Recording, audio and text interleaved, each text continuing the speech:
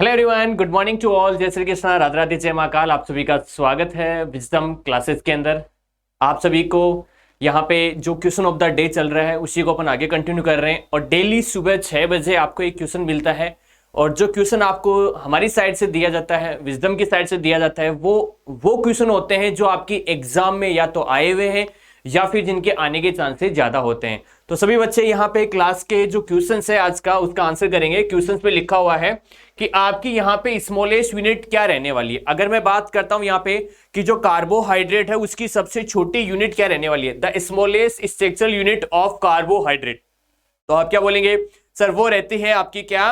वो रहती है ग्लूकोज। जो ग्लूकोज होती है वो क्या होती है? आपकी सबसे स्मॉलेस्ट यूनिट होती है किसकी? कार्बोहाइड्रेट की। अगर मैं बात करूं अमाइनो एसिड किसकी होती है तो क्या बोलेंगे सर? जो प्रोटीन होता है उसकी सबसे छोटी से छोटी यूनिट क्या होती है? वो होती है आपकी कौन सी? Amino acid. और अगर मैं बात करूं आपका जो फैट होता है उसकी सबसे छोटी यूनिट क्या होती है तो क्या बोलेंगे अपन? वो बोलेंगे फैटी एसिड। और ग्लाइकोजन क्या होता है तो अपन क्या बोलेंगे सर? जो ग्लूकोज होती है वो आपकी बॉडी के अंदर जो स्टोर होती है वो किस फॉर्म में होती है? आपकी ग्लाइकोजन की फॉर्म के अंदर होती है। ठीक है, अब मैंने आपको पहले भी बताया था कि जो कार्बोहाइड्रेट होता है वो क्या होता है? एनर्जी का मेन सोर्स होता है। तो आपसे अगर कभी पूछ ले कि सबसे ज्यादा या मेन सोर्स क्या होता है जो आपकी बॉडी को एनर्जी प्रोवाइड करता है तो वो क्या बोलेंगे? कार्बोहाइड्रेट। मैंने आपको ये भी बताया था कि जो 1 ग्राम कार्बोहाइड्रेट होता है वो कितनी कैलोरीज प्रोवाइड करता है तो क्या बोलेंगे? 4 किलो कैलोरीज है वो आपको क्या करता है? ये प्रोवाइड करता है। ठीक है, 1 ग्राम के अंदर। नेक्स्ट अपन बात करते हैं, यहां पे देखो आपका पैनक्रियाज दिख रहा है। ठीक है, यहां पे पैनक्रियाज है, साथ में आपका क्या है? लीवर है और यहाँ पे ब्लड वेसल्स है। ठीक है, अब आपकी ब्लड वेसल्स के अंदर क्या है? ग्लूकोज है। ये ग्लूकोज कहां पे सबसे ज्यादा जो है वो आपकी स्टोर होती है? वो होती है सर लीवर के अंदर, लीवर और मसल्स के अंदर। आपने ये तो सुना होगा, मैंने प्रीवियसली भी आपको बहुत बार पढ़ा दिया कि 2 स्टेप चलती है। एक तो चलती है ग्लाइकोजन से वापस ग्लूकोज कन्वर्ट होना और एक चलती है आपकी ग्लूकोज से वापस ग्लाइकोजन कन्वर्ट होना, है ना।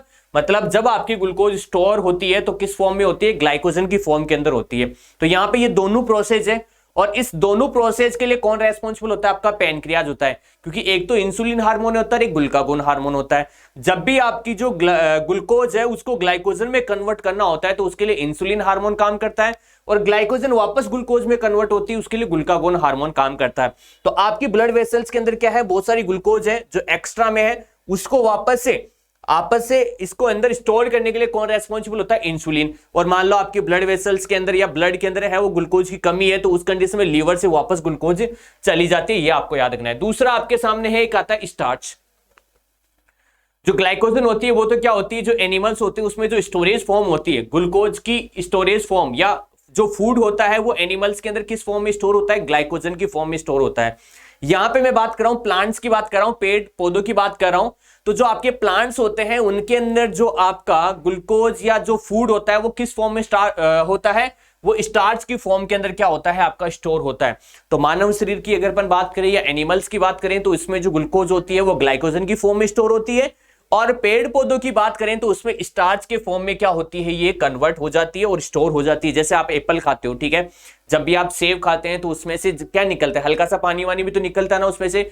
और आम खाते हैं तो आम का जूस आप पीते हो, तो वो सारी चीजें क्या है सर? वो स्टार्च होती हैं, वो एक स्टोरेज फॉर्म होती है फूड की जो आपके प्लांट्स के अंदर या अपन बात करें पेड़ पौधों के अंदर या आपके जो फ्रूट्स हैं उनके अंदर देखने को मिलता है। ठीक है, जिसको अपन क्या करते हैं? यूज करते हैं। और एक क्वेश्चन और बनता है कि जो स्टार्च होता है उसका डाइजेशन कहां से स्टार्ट होता है? तो माउथ से स्टार्ट होता है। जैसे ही आपने एप्पल लिया तो एप्पल का पूरा स्वाद आपको मिल जाता है, उसका डाइजेशन वहीं से स्टार्ट हो जाता है। जैसे भी आप कोई जूस पीते हैं, जैसे मान लो आपने मैंगो जूस पिया, ठीक है, तो आपका सिंपल सा ये याद रखना है कि जो स्टार्च होती है ये माउथ से इसका क्या हो जाता है? डाइजेशन होना स्टार्ट हो जाता है, डाइजेस्ट होना स्टार्ट हो जाता है। और एक एंजाइम होता है जिसको अपन बोलते हैं टाइलिन एंजाइम, जिसके अंदर पी साइलेंट होता है, टाइलिन एंजाइम होता है।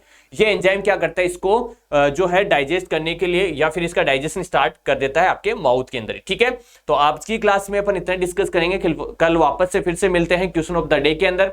हमारी एप्लीकेशन डाउनलोड करिएगा गूगल प्ले स्टोर से और वहां से जाके आप हमारे जो पेजेस हैं उसमें एंट्री कर सकते हैं, वहां पे डेमो वगैरह देख सकते हैं और अपने जो टारगेट हैं, जो अपने सपने हैं वो आप पूरे कर सकते हैं। Thank you so much, bye bye and take care to all, bye bye.